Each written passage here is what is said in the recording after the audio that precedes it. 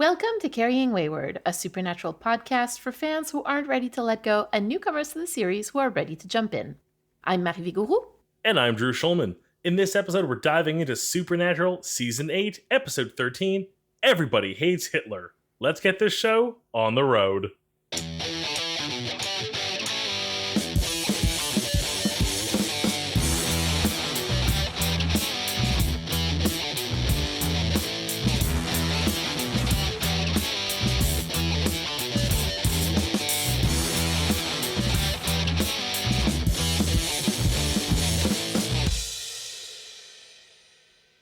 Such conflicting feelings about this episode for so many reasons, because there's a lot of stuff that happens, but I love Aaron.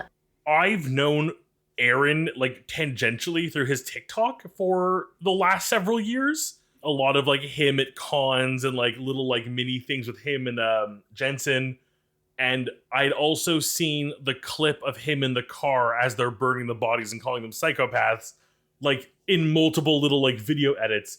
So I was always I can't wait to meet this character. I have no idea who they are, what they do, what they bring to the show. Are they recurring? I just knew I'd love them already. I'll be honest, I am upset a little bit. I did look them up afterwards to see if they have a recurring role, and I think they appear in one more episode. Yeah, there's only one more episode. They're mentioned, though, in a couple others, but yeah, that's about it. It will never replace getting more Aaron because I love him. Yes, same. I do appreciate that he is still within the world.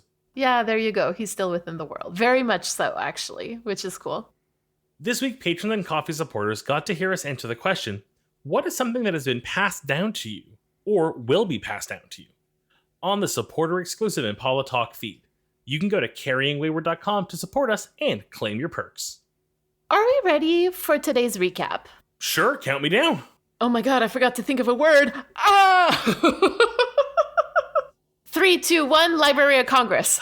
We are brought into the bunker. We're kind of getting our Men of Letters introductory course here. We have Dean and Sam just being so cozy and homey, and it's the cutest thing ever and totally irrelevant to the episode, except for a few little things to talk about, but generally just the most wholesome and adorableness. They discover a case which just conveniently ties into the Men of Letters. What are the odds? TV writing magic bullshit. But it involves a rabbi who was hunting Nazis, who were doing psychic experiments, and a golem, and then he bursts into flames, and they find his grandson who's inherited the golem, and now they're going after immortal zombie Nazis together, and they don't get all of them. Some get away, we find out, and our new friend Aaron and his golem go after them because he's now inherited his birthright and can go save the day, and that's pretty much everything. Time.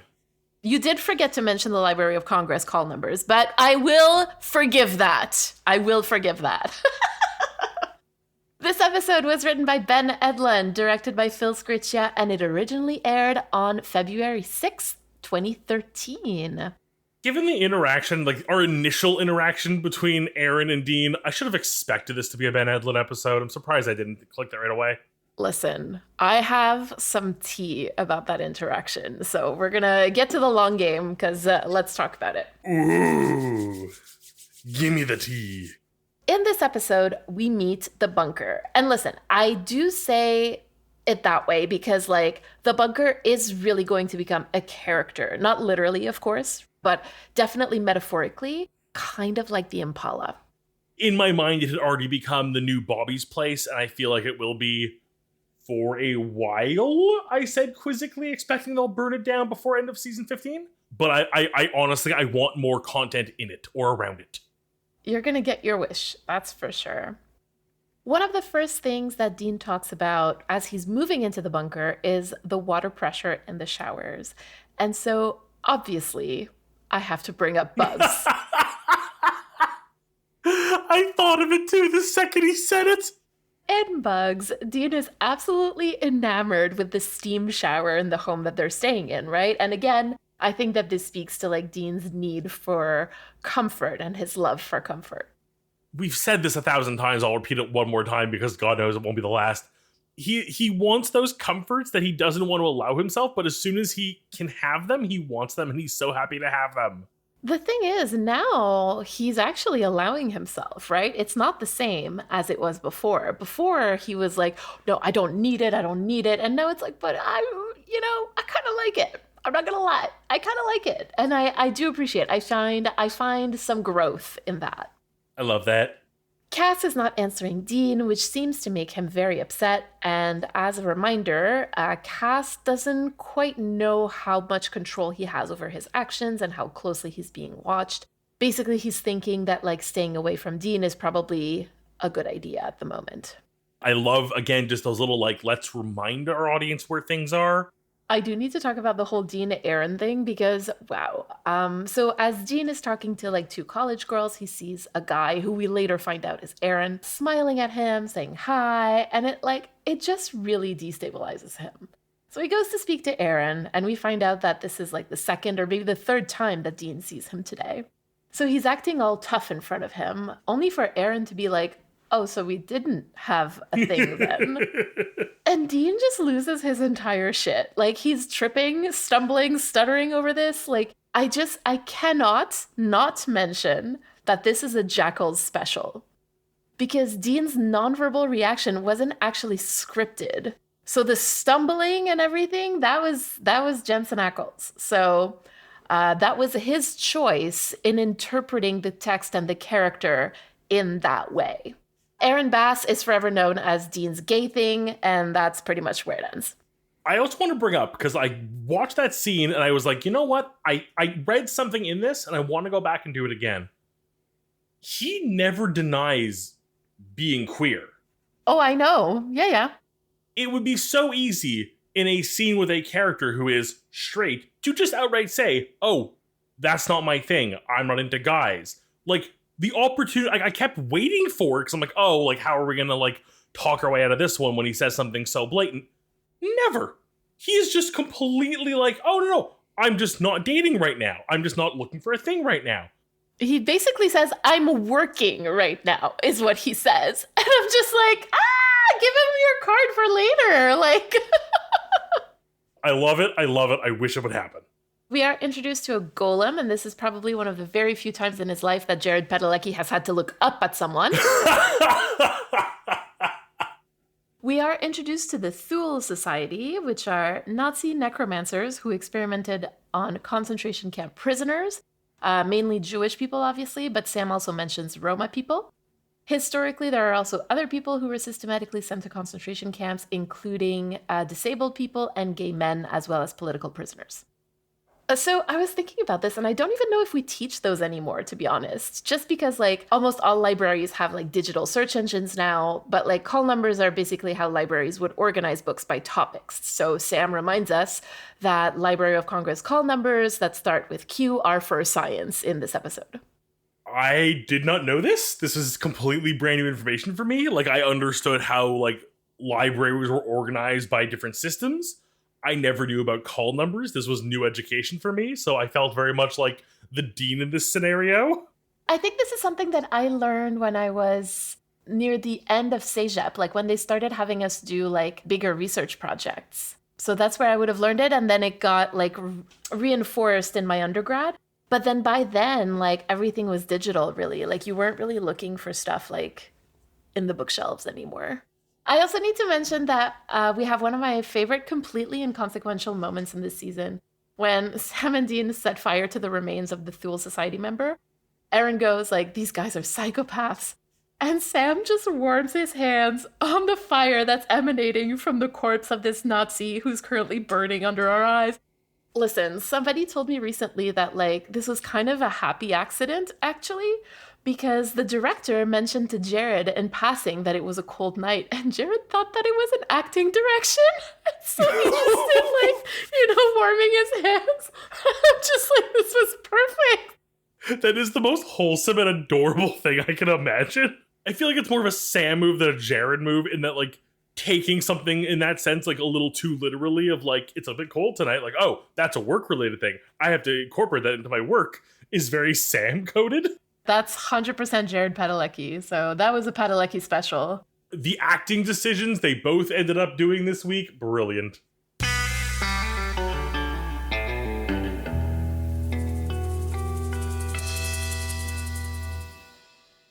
This week, our theme is inheritance. I went through a bit of an interesting thing to find some like concrete information about the etymology of this word. Because, like, when I looked up the etymology of inheritance, it was basically like stuff you get when you're someone's heir. So then I looked up heir, and it was like what you are when someone gives you their inheritance. And I was like, what? The tautology of it all. I was like, I don't like this. And I usually really try to avoid these kinds of of descriptions because I'm like, this is not helpful.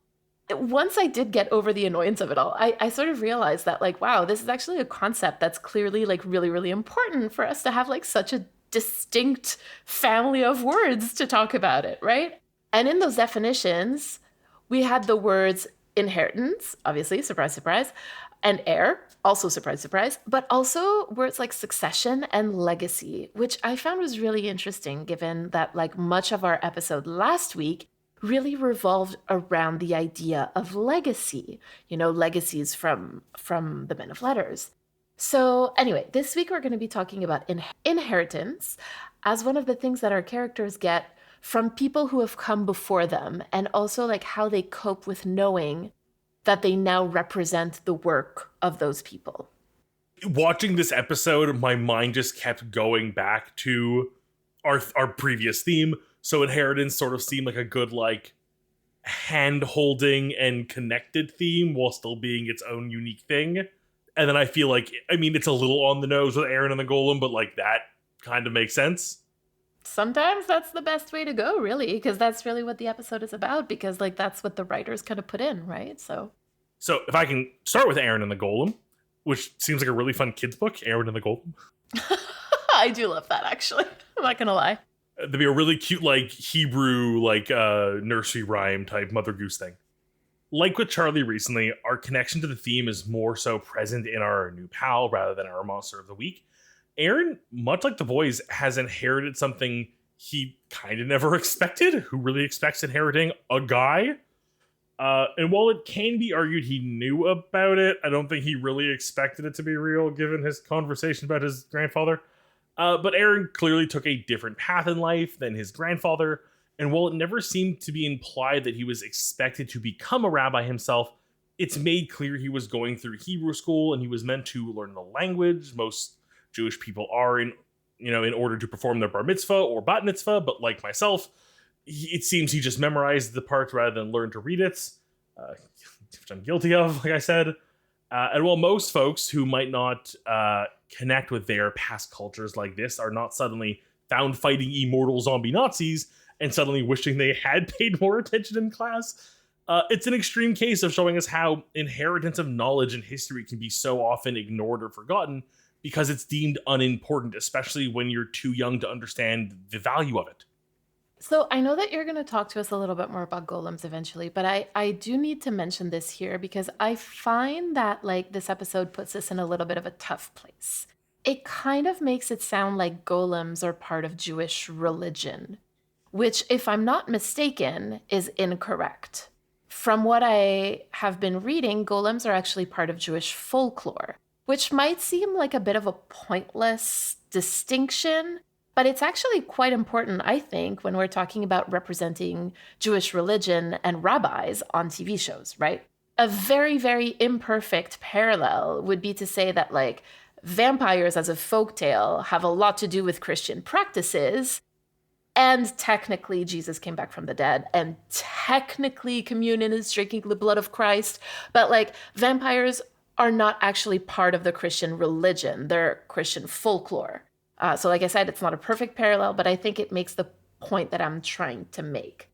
Now, on this particular TV show, Supernatural, folklore is real. So it makes sense that golems are real too. Because they're a part of Jewish folklore, it makes sense to depict them within a Jewish environment. The thing is, in the folklore, it's said that only a rabbi can produce a golem. But there you go. That's exactly what I'm saying, is that like they're related, but they're not a part of Jewish religion necessarily. And the reason why I really want to make this distinction is because of the feedback that we've received about jinns, for example, where like I think it's important to make that distinction for people who may not know, right? Like myself, a couple hours before this podcast, for example. And also the other reason why I bring this up is that Aaron would never have learned about golems at Jewish school, or Nazi necromancers for that matter, right? He would not have heard about that. Like, and even if his parents had been like very, very religious and had him live according to like some very strict Jewish principles, he still wouldn't have learned about all that stuff. And the only way that he could have learned about it is through his grandfather. But again, because his parents didn't really want him to spend that much time with him, that's why his inheritance got like removed from him in that way, like the knowledge part of his inheritance. And I think that Aaron does such a beautiful job in this episode of like stepping into that, like stepping into that role, stepping into that destiny, and actually taking charge of it by taking charge of his golem. And I just think that that speaks to like the things that we learn as we grow older, that the stuff that like our parents or grandparents used to tell us, like some of it at least was actually important. This has such big fish vibes for me in the like, you kind of dismiss those stories that your parents, your grandparents tell you as just stories, but they're telling them to you to connect with you, to pass on knowledge and life lessons and bond in a way. And I just love Aaron in this, and I love well said. Now, the golem itself seems to appear as a physical manifestation of the inheritance in this particular scenario, as most of us inherit culture and history in the form of learning and stories. Having it be this being allows us to see visually what losing our inheritance can be like. You know, seeing your history or culture misused or poorly depicted by those who don't understand it, which ironically we have seen done before, cough, Native Americans and bugs, cough. It just goes to show a little bit of an evolution this time, in that while they were not appropriating a culture, they used the metaphor much more appropriately. Right. Well, I like this idea of like the golem being the personification of inheritance. I have so much trouble saying that word inheritance. It's very difficult for my French mouth. But anyway, this is kind of making me think about like the expression like the rightful heir, right? Because like I've been watching Merlin, and so like that stuff's on my mind, I guess. Aaron is the rightful heir of Isaac, and therefore the golem belongs to him. And yet, like throughout the episode, we see people trying to take it from him, whether it's Eckhart or even Sam and Dean, when Aaron asks them like what right they have to be making decisions about the golem without him. And Dean replies, "Believe me, if we need the right, we will take it." Obviously, it made me think of American imperialism, but I think that that's a conversation for another day. I think that this shows that, like, inheritance, even though you might be inheriting it rightfully, some people will always try to doubt you in your rightful position. I did not make that connection, and I love that. I hate that line. I hate the fact that Dean says that, truly. I'm like, ugh. Because it could have been approached in such a different way, like, hey, Aaron, what do you think? How do we deal with this? But it's really not. It's done by force. Again, like I think it pulls on some stuff that's very uncomfortable. What they were trying to get across comes across, but with a very negative taste. Whereas what they probably meant to do is more of the like, we are experts in the supernatural and knowing how to handle these things, not in the we're going to steal your culture and inheritance from you because we know better, which just sounds way worse.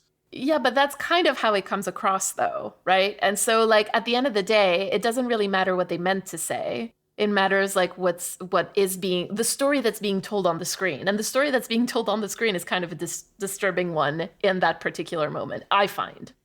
No, I'm glad you brought it up because it really does. If we can move on to Sam for a little bit. Much like the bunker was my dream, it seems like it's a dream for Sam in the few moments we get there, with him specifically. We see him truly accept this, like, could have been inheritance. He seems to see it as, like, more of a tool and less of a way of life. But I think it's something shown to us that he is fitting right in, like, in regards to the bunker's more, like, research-focused aspects. He's it fits him like a glove. So Sam is very weary, though, at first of the bunker, right? And, like, his first instinct is to try to, like, figure it out. And Dean has to be like, well, I'm putting that under the it ain't broke column. But Sam still needs to understand like how it works, how they have electricity, how they have water. And I just think that that's very, very much related to like what he's going through in this episode. You know, and though this episode is focused not only on the Men of Letters, but rather an offshoot they were involved with, Sam somehow sees this case as like less of a regular case and more of a Men of Letters case. Like somehow they have more responsibility towards it given the newfound connection.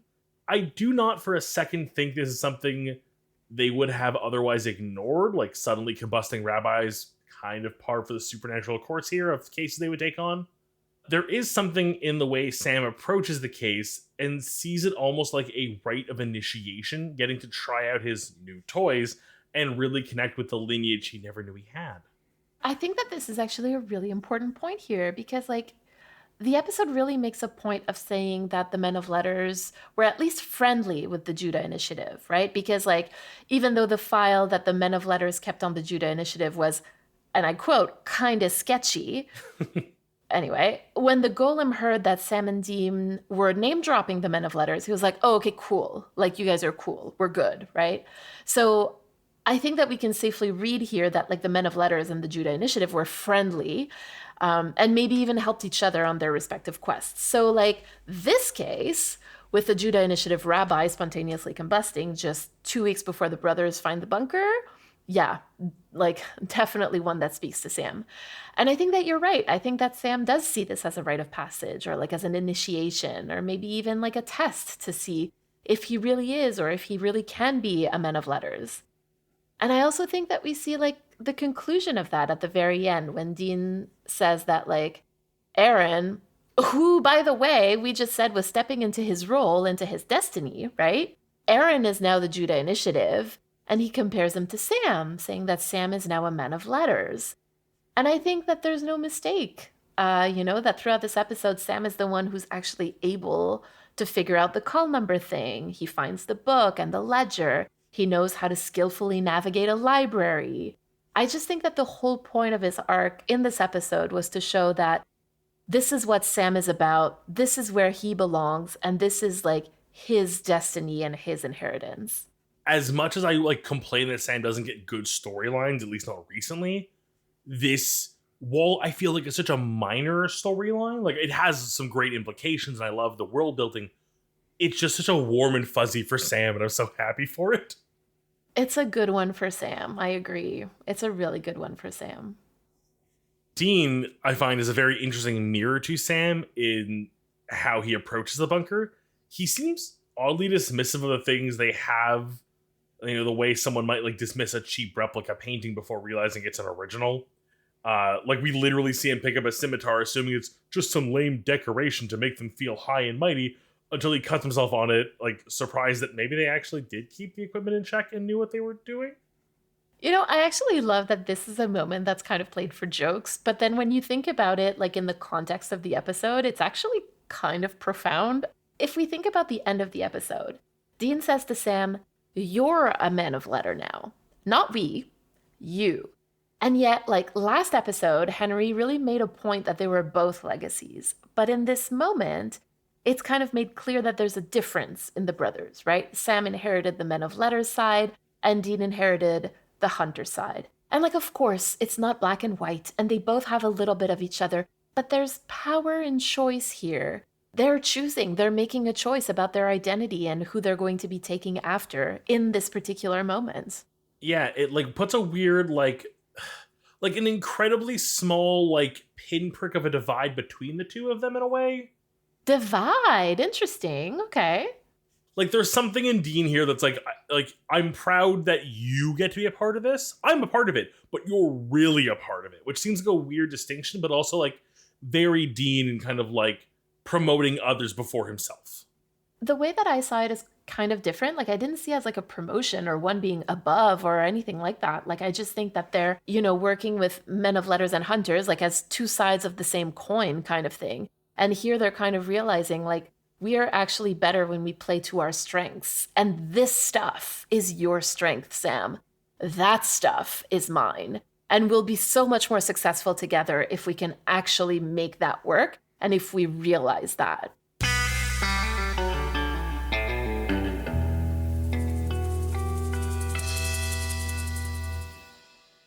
I'd like to steal critical time this week in order to discuss the lore and the myths of the golem from its roots in the Jewish Talmud. First, I have joked in this episode and in the past, I am not a practicing Jew, nor am I a scholar by any means, but I am a fan of the stories and the legends. So as such, I'm quite familiar with the golem. And they did a pretty good job depicting it this week. To cover the three most important points, it is a human-like creation made from clay, animated by Jewish text written on a scroll, either placed upon its forehead or in its mouth, as we saw this week. The actual text is said to be a secret, and thus why we don't have, Golem just running rampant all over the world. But one of the key pieces is the Hebrew word truth, emet, which is used when the first letter is removed. It changes to death, met. This is how the Golem is destroyed. Lastly, a major part of the Golem legend, specifically in its most famous tale, the Golem of Prague, is that the Golem cannot speak, and this is one of the defining features as it's not supposed to be equal to a human. For according to the story of God creating Adam, Adam was also made from mud and clay, just like the Golem, the idea being that we as humans can create a simpler and lesser form of life than God could. I'd like to pose my hypothesis that the Golem is growing and learning, that it itself is a living symbol of history, and as our stories and culture grow and are passed along, they stop being just memories, but rather something to share and teach.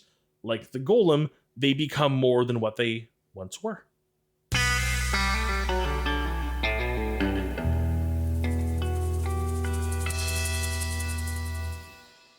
This week we have a message from Destiny. Before we listen to it, we want to remind you to send us a 3-minute voicemail. To respond to anything we discussed today or to ask us a question, you can use the recording app on your phone and email us the recording at carryingwayward@gmail.com. Destiny writes, watching the end of season 6 and listening to your podcast on those episodes really got me thinking about the boys and how they cope in their lives. Because I think that's really causing problems now is how the boys try and cope and deal with new info. For Dean, we've seen in previous seasons he cannot talk or process something fast. He needs time to himself to think about it before he can talk about it with Sam, Cass, or Bobby. We have seen him push Sam away when he needs to talk because he can't even think about it at the moment, or he'll immediately lash out. We all know living with John ain't giving them good coping mechanisms. I think if Dean found out about Cass's betrayal, and he had an episode before he had to confront Cass, then he would be more open. Well, as open as Dean ever gets. And less openly abrasive. He always lashes out if he is confronted with something before he is ready. I truly believe that's why he was kind of cruel to Cass, but once he had a little time to relax, he tried to reason to Cass and talk about them being family. I just think for as much as Cass has been around, he never was on that side of Dean, whereas Sam has dealt with that in previous seasons. When Dean found out about the blood drinking, or the Truth Goddess episode where Dean ends up losing it because of the secrets. Dean always says things he doesn't mean when he's pushed too fast, like telling Sam if he leaves to never come back. It's a terrible cycle where he uses his self-hatred to lash out so the other person leaves him on his own terms, which just causes his self-hatred and guilt to sink into him once he has time to himself and causes him to lash out later. Because no matter how much he tries to lie to himself and others that he's okay by himself, he did it for years. He is really dependent on his family, on Bobby, Sam, and now Cass. Once he doesn't have them to lean on, he starts to spiral even harder. All the Winchesters are a little too codependent, bringing each other back from the dead so they won't be alone. This brings me to my next point, where because of Dean and Sam's bad coping mechanisms, they aren't able to communicate properly, and because of all the time spent with them, Cass seems to have gained some of their terrible habits also. It makes sense that he would try to reason with Dean, saying that if he ever thought of them as family and to trust him, but he forgot one thing.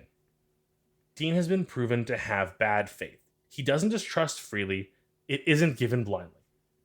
Even when knowing of angels, he didn't give them or God his faith. He even didn't give Sam his faith trust once he betrayed him and kept secrets. Asking for his blind trust right after you betray him is a surefire way for him to lash out and be cruel. Thank you so much for your podcast. It's really amazing. Your insightful analysis of the characters and show and amazing lore, the journal segments, are really great. Thank you so much, Destiny. I love this message because it brings us, first of all, it brings us back to season 6. This is really interesting because Cass is currently in a spot where he feels like because he feels like he doesn't have full control over himself, it could easily be interpreted that he is like betraying Dean once more, right? Like, because if you don't know the full context, then, it could be easily understood that way. And so Cass is trying his best not to do that again. And the way that he chooses to do that is to not tell the brothers. Of course, again, like we know that Cass has his reasons for doing that because he doesn't quite know, like, what would happen if he told them about it. Like, he's afraid that he would literally unleash heaven onto them, which sounds a lot like, doesn't sound very bad, but like in the context of Supernatural is pretty bad. But yeah, so I find it really, really interesting that we're seeing this again, because it's kind of going to be the test of like, has Dean grown since, right? And this is going to sound really mean, but like, is he able to not take it personally? Like, to understand that like Cass did what he did, like, not because of Dean, but because of Cass. To a certain degree, like, Dean takes things very personally. Like, how could you do this to me? Like Sam with the blood, Cass with the betrayal and whatnot. And to be fair, I'm not excusing anything that like Cass or Sam have done to Dean, but like a lot of the stuff that were done to Dean weren't actually done to Dean, right? Like, the actions had repercussions on Dean, but they weren't done to Dean. But Dean thought differently. So I don't know. I'm kind of excited to see how that turns out, and if we're seeing a little bit of growth here.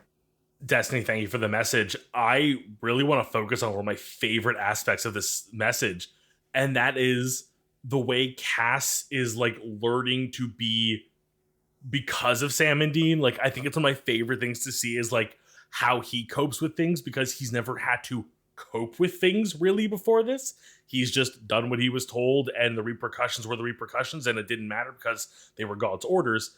This is the first time Cass is being able to do things for himself and make his own decisions, and then gets to see the ramification of those decisions, both the people who he affects explicitly and those who are affected unintentionally.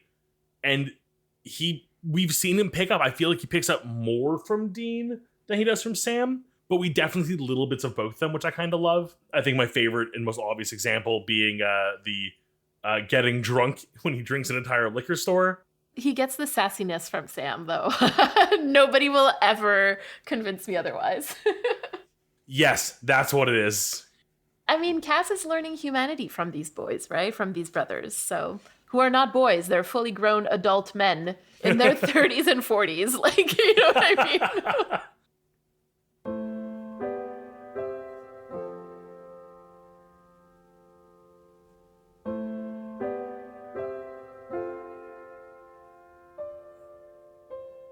Do you have a reflection and call to action this week?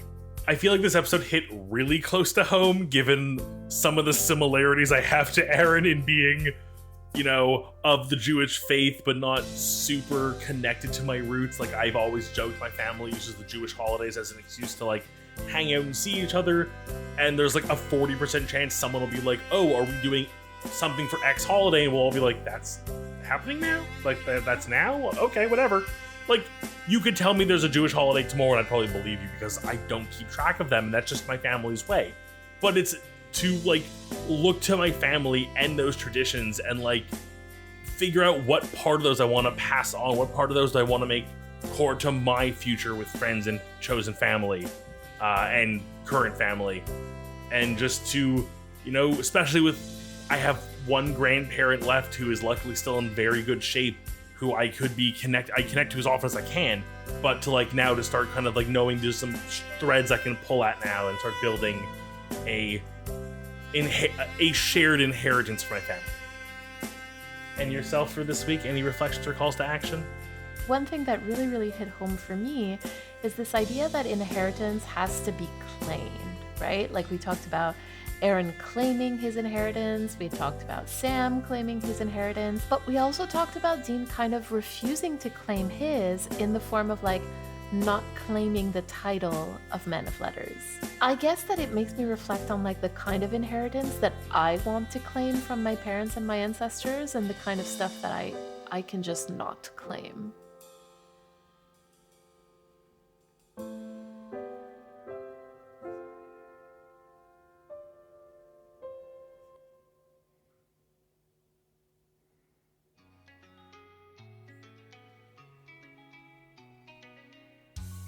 This was Carrying Wayward, a supernatural podcast produced by Rochelle Castellano, hosted by Drew Schulman and Marie Vigourou. Thank you to everyone supporting us on Ko-fi or Patreon, especially our bunker supporters, Elle, Jeremiah Thomas, and Simone. We'd also like to thank Jake Lionheart for our music and Jacqueline Tucci for additional sound editing. Head over to carryingwayward.com to become a patron or a Ko-fi subscriber and for our merch store and our socials. And write us a review on Apple Podcasts. Carry on, our wayward friends.